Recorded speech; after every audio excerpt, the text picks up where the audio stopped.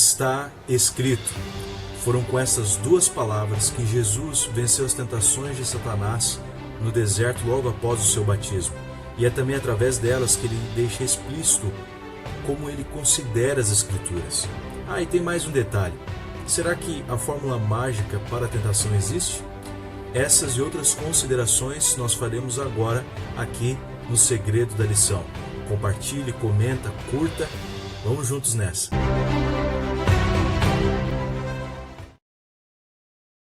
Muito bem, queridos, nós estamos começando aí mais um episódio aqui do Segredo da Lição. E essa semana nós estudamos a respeito da visão de Jesus e dos apóstolos, a visão que Jesus e os apóstolos tinham a respeito da Bíblia. Agora, para nós podermos trabalhar com esse assunto, gostaria de dividir, como tenho feito sempre, em três esferas, em três blocos que a gente vai trabalhar. O primeiro bloco que eu gostaria de trabalhar é colocar, ponto número 1, qual que é a relação da sociedade atual, a sociedade moderna, com as Escrituras? Como que hoje as pessoas consideram as Escrituras? Então, algumas coisas que a gente poderia considerar aqui. Hoje nós temos uma filosofia que está infiltrada na sociedade que questiona a inspiração e a autoridade das Escrituras. Essa filosofia levanta homens e mulheres defendendo de que a Bíblia não passa de fruto da ideia humana, e simplesmente isso. Ou o elemento sobrenatural da Bíblia não é tudo aquilo que os cristãos falam, né? Que a Bíblia é a palavra de Deus, que ela é a revelação de Deus, que embora tenha sido escrita por homens, Deus é quem esteve por trás, trabalhando com a mente desses homens, se revelando nesses homens, ou através do Espírito Santo, trabalhando na mente desses homens, né, impressionando eles a escreverem.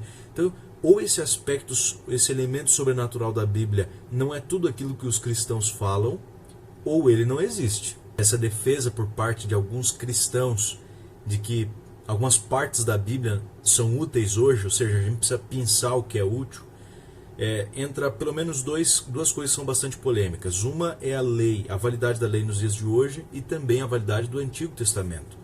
Olha, uma coisa é certa, e aqui eu quero agora caminhar para o segundo bloco. A gente pensou como a sociedade pensa hoje a respeito das Escrituras, e agora nós vamos ver sobre o que Jesus pensava das Escrituras. Em toda oportunidade que teve, Jesus deixou claro, em relação à lei, por exemplo, que ele não veio para cancelar a lei, para abolir a lei, ele veio para cumprir. E até na Bíblia, em Mateus capítulo 22, uma situação onde um fariseu, intérprete da lei, chega e pergunta qual que é o maior de todos os mandamentos. E aí Jesus responde: primeiro, amarás o Senhor teu Deus acima de todas as coisas, e segundo, amarás o próximo como a ti mesmo. Os 10 mandamentos, lá de Êxodo 20, eles estão resumidos em Mateus 22, em amar a Deus acima de todas as coisas e ao próximo como a nós mesmos. Os 4 primeiros mandamentos de Êxodo 20 falam sobre amor a Deus acima de todas as coisas, e os últimos 6 falam sobre amar ao próximo como a nós mesmos. Jesus não substituiu a lei, Jesus não veio abolir a lei, ele veio cumprir, ele deixou claro.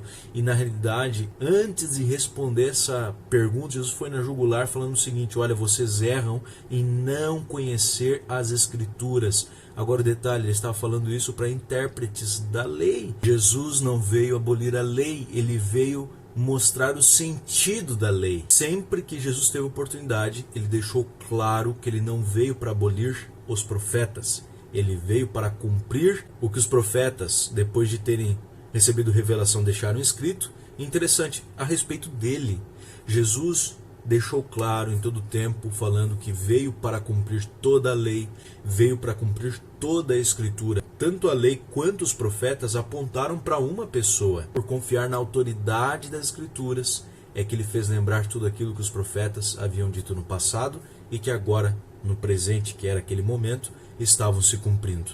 Nos discursos de Cristo, Escrituras sagradas e palavra de Deus se confundem. Uma é sinônimo da outra. Jesus considera a Bíblia, as Escrituras, os profetas, como se fosse Deus falando com a humanidade. Jesus coloca o relato bíblico dentro da história. Não é um livro de fábula, é algo que aconteceu. É dessa forma que os discípulos também tinham as Escrituras como sendo a palavra de Deus. no discurso dos discípulos, dos escritores do Novo Testamento, os profetas do Novo Testamento, também se confundem uma coisa com a outra. Também se confundem Deus falando com o escritor escrevendo. Todos os ensinos do Novo Testamento estão fundamentados nos ensinos do Antigo Testamento. Começamos o segredo da lição de hoje com uma pergunta: será que a fórmula mágica para a tentação existe? Em uma das tentações de Satanás, Jesus respondeu: está escrito, nem só de pão viverá o homem, mas de toda a palavra que procede da boca de Deus. Com essa frase, Jesus deixou claro que, pelo menos para ele, a fórmula mágica para vencer a tentação se concentrava na autoridade das Escrituras e na sua submissão à palavra de Deus. Amigo, eu acredito muito que o segredo para Jesus pode ser o segredo para nós também.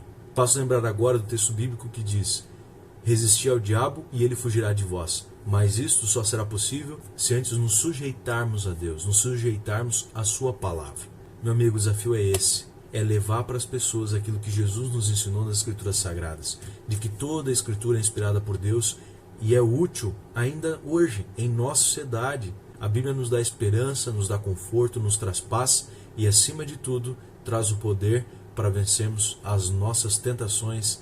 Meu querido, que a visão de Jesus a respeito da Bíblia, que a visão dos discípulos a respeito da Bíblia possam ser a minha e a sua visão a respeito das Escrituras Sagradas. Que elas ocupem um lugar singular na minha vida todos os dias, na sua vida todos os dias. Que possamos estar submissos sempre à vontade de Deus, sujeitos a Ele. Um grande abraço e até a próxima semana.